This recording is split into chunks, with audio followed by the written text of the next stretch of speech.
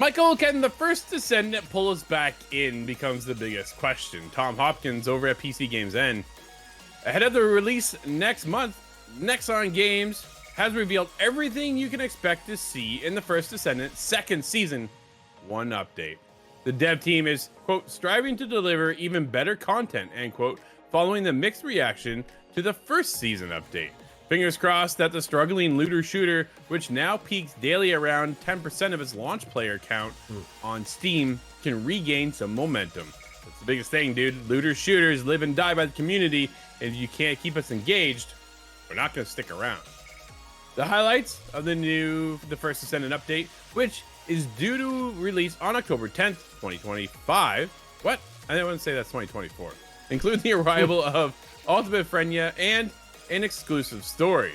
That later sees you explore the inner mind of the crestfallen hero, crippled by the guilt of surviving alone after falling to save her love and comrades. End quote. The FPS game's new character variation is also significantly more powerful version of Freyna, which with a fresh alchemical control suit, Nightmare Dominator. The new character customized suit there, Ultimate Freyna, will also have 2 exclusive modules, Toxic Mixture and Venom Injection. The former triggers a necrosis system instead of a Room Zero trauma. Well, the latter consumes your resources to recover some shield charge and increase your skill power modifier, which inflicts corrosion. Michael, the biggest question is, dude, are you jumping back in? Oh, man, probably not, Drew. I think the biggest problem with this game, right? One, Destiny stayed alive, so if I'm finding a looter shooter, it's probably just going back to Destiny 2 at this point. Fair. I hopped on this game. It wasn't bad. I think the biggest problem to me just came down to it kind of has that, it's not pay to win because technically you can farm out everything for free. But we talked about when this game came out, right? One of the ultimate skins, I think it was Ultimate Bunny, someone had to grind for something like 2,000 hours in the first 3 weeks to unlock it.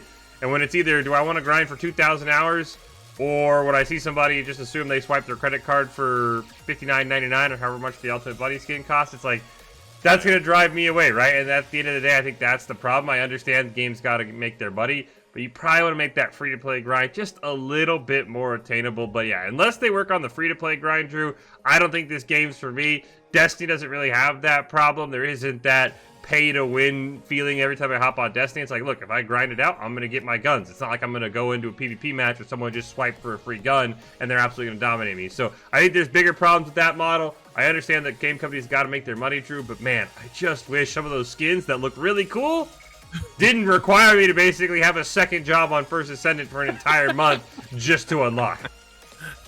No, absolutely, right? They lost a lot of their player base because of the grind or the monetization options, right? That's what it really comes down to. They wanted you to get into the store, spend some money.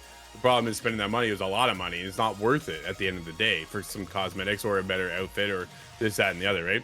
We are getting a new boss. The Death Stalker is coming as well. So there's a couple of things to kind of consider of possibly jumping back in. Like, it has my interest. The problem is it's a looter shooter that I want to play with friends, and if I don't have my friends to play with, then why am I coming back in? I'm not going to do it alone, right? I'd rather hang out with you, hang out with Alton, hang out with my brother, hang out with the rest of the guys from the team, and then just shoot some stuff. Dude, I had a good time playing the game, but at the end of the day, I was doing it solo, and then that's what it lost, where I got lost. I was just like, I don't care anymore. My brother bailed early. He's like, this isn't for me. I'm like, man, that's too bad. Because I really thought we'd be here grinding it out together for quite a while. But yeah, a looter shooter kind of revives on the fact that it needs an install base. And if you don't have the players, dude, I don't know if this next season is enough to pull people back in. I'm really kind of concerned for the game at the end of the day. Where does Nexon take it? Are you able to pull people back in? Can you win them back over? You haven't completely screwed them over by any means, right? No Man's Sky continues to shine day in, day out, and the player install base, the community there is massive. Can you build that up for this? The First Descendant, I think, has an opportunity. Will it be able to pull it off? Becomes the biggest question. How do they pull us back in? What's the part that really kind of hooks us and grinds us and makes us want to come back day in, day out, and month out?